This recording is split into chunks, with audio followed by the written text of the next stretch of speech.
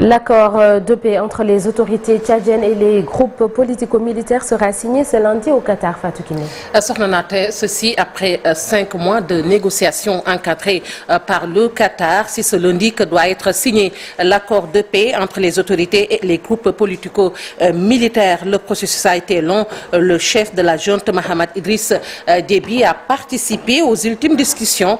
52 mouvements étaient présents vendredi et au final, 2 groupes se sont créés, ceux qui sont pour et ceux qui sont contre. L'objectif pour la junte est d'ouvrir le dialogue national inclusif le 20 août.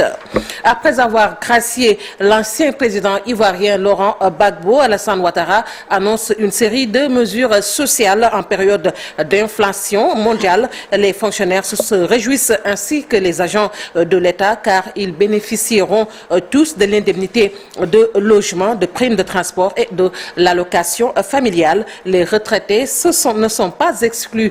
Coût global de ce projet de mesure de 127 milliards de francs CFA. Et puis le chef de la diplomatie américaine, Anthony Blinken, entame sa tournée africaine par l'Afrique du Sud. Il s'agit de sa 2e tournée en Afrique après une visite d'un lieu de mémoire des émeutes de Soweto dimanche. Le gros de la visite commence aujourd'hui. Blinken devrait prononcer un discours clé à l'université de Pretoria et rencontrera son homologue Naledi Pandor pour relancer les dialogues stratégiques entre les deux pays. Ces discussions, organisées régulièrement par le passé, ont cessé d'exister sous la présidence de Trump.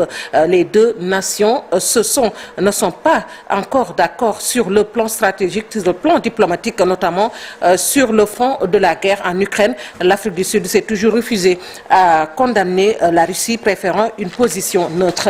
Et pour terminer au Mexique, avec ces 10 mineurs toujours coincés depuis 3 jours après l'effondrement et l'inondation de 3 puits de charbon dans le nord-est du pays. Près de 400 secouristes sont mobilisés. Le président du Mexique, Andrés Manuel López Obrador, a demandé hier aux secouristes d'en faire plus pour sauver les mineurs. Sornanata, c'est tout pour l'actualité hors de chez nous. Merci beaucoup Fatou Kiné. Rendez-vous tout à l'heure pour